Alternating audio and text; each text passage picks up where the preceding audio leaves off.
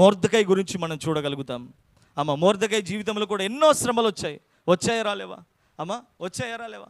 Mordecai ఆయన భక్తిని బట్టి ఆయనకు శ్రమలు వచ్చాయి. ఆయన చేసిన తప్పును బట్టి శ్రమలు రాలేవు. నేను అంటున్నాను, నీ భక్తిని బట్టి కూడా నీకు శ్రమలు వస్తాయమ్మా. అర్థమవుతుందా? 10 మంది భక్తి కలిగిన వాళ్ళు లేరు, అందులో ఒక్కడివే భక్తి కలిగిన వాడు ఉన్నావు అనుకో, వాళ్ళన్నిటికీ కాంప్రమైజ్ అవుతారు. నువ్వు దేనికి కాంప్రమైజ్ కాలేవు. ఆ 9 వేలు నిన్నే చూపిస్తాయి, ఆ చుట్టూన్న వాళ్ళందరి వేలు కూడా నిన్నే చూపిస్తాయి కదా. కాంప్రమైజ్ కాకపోవడాన్ని బట్టి కూడా శ్రమల పాలవుతాం మనము భక్తి విషయంలో. నేను అంటున్నాను దేవుని బిడ్డారా, ఏ విషయంలో నువ్వు కాంప్రమైజ్ కాకుండా శ్రమ నోర్చుకుంటున్నావో, ఏ విషయంలో కాంప్రమైజ్ కాకుండా అవమానాన్ని ఓర్చుకుంటున్నావో, నిందను ఓర్చుకుంటున్నావో, రకరకాల పరిస్థితులను ఓర్చుకుంటున్నావో, దేవుని బిడ్డారా, వాళ్ళు చూస్తుండగానే నా దేవుడు వారి ఎదుట నిన్ను గొప్ప చేయడం మొదలు పెడతాడు. ఆమేన్, హల్లెలూయా. నేను అంటున్నాను, ఆత్మ సంబంధం విషయంలో రోషం కలిగి ఉండు, రోషం కలిగి జీవించు, రోషం కలిగి సాగిపో. శ్రమలలో కూడా రోషం కలిగి బ్రతకాలి దేవుని కొరకు. మొర్దెకై అంటాడు ఎస్తేరమ్మతోటి, నువ్వు మౌనంగా ఉంటే మాకు సహాయం రాదనుకుంటున్నావా? మాకు సహాయం వేరొక దిక్కు నుంచి వస్తుంది. ఎంత రోషం అండి అసలు. ఎస్తేరు తప్ప వేరే ఆప్షనే లేదు మొర్దెకైకి. కానీ అయినా నువ్వు నా ఆప్షన్ కాదు, నా దేవుడు నా ఆప్షన్ అంటున్నాడు మొర్దెకై. నేను అంటున్నాను, మనుషులు నీ ఆప్షన్ కాదు. మనుషులు కొన్నిసార్లు స్పందిస్తారు, కొన్నిసార్లు స్పందించకపోవచ్చు. స్పందిస్తారు అనుకున్న వాళ్ళే ఎస్తేరు వాళ్ళే మౌనంగా ఉండొచ్చు. అయితే నేను అంటున్నాను, మనుషులు మౌనంగా ఉండొచ్చు కానీ దేవుడు మౌనంగా ఉండలేడు.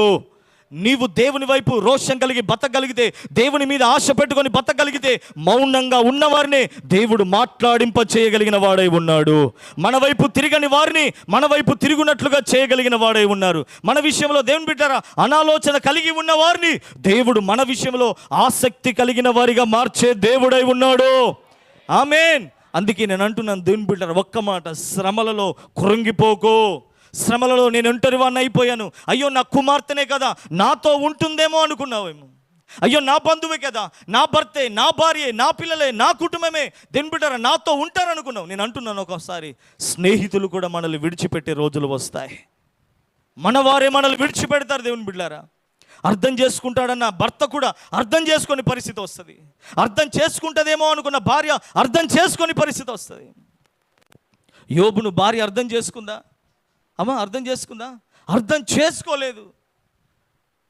బైబిల్ గ్రంథంలో చాలామంది ఉన్నారు దేవుని బిడ్డలారా, అర్థం చేసుకోలేని, అయినా వారు నిలబడగలిగారు, దేవుని చేత దీవించబడగలిగారు. ఆమేన్. నేను అంటున్నాను, శ్రమ అనేది నీ జీవితంలో దేవుని బిడ్డలారా అద్భుతమైన ఒక మైలు రాయిగా ఉండబోతుంది. ఆమేన్ చెప్పు గట్టిగా, హల్లెలూయా. నేను అంటున్నాను, మన జీవితంలోనికి యోర్దానులు అనేవి అడ్డు రాకపోతే, నేను అంటున్నాను దేవుని బిడ్డలారా, చరిత్రలో నిలబడి ఉండే ఆనవాళ్ళు మనం చూపించలేము చరిత్రకి.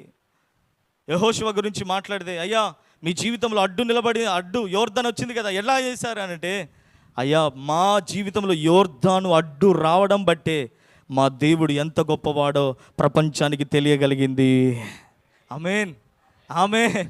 నీ జీవితంలో కలిగే శోధన అది దేవుని మహిమ కొరకు వాడబడబోతుంది. ఆమేన్ చెప్పు గట్టిగా, హల్లెలూయా. నేను అంటున్నాను దేవుని బిడ్డలారా, శోధనలు, శ్రమలు, ఇరుకులు, ఇబ్బందులు అవన్నీ కూడా దేవుని బిడ్డలారా అది మన జీవితంలో మేలుకరంగా దేవుడు మార్చబోతున్నాడు. ఆమేన్ చెప్తా.